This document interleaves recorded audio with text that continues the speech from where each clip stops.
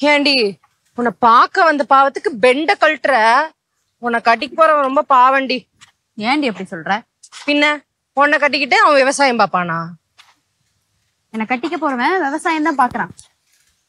ஏ சொல்லவே இல்ல. கமெண்ட் ஆயிட்டியாடி?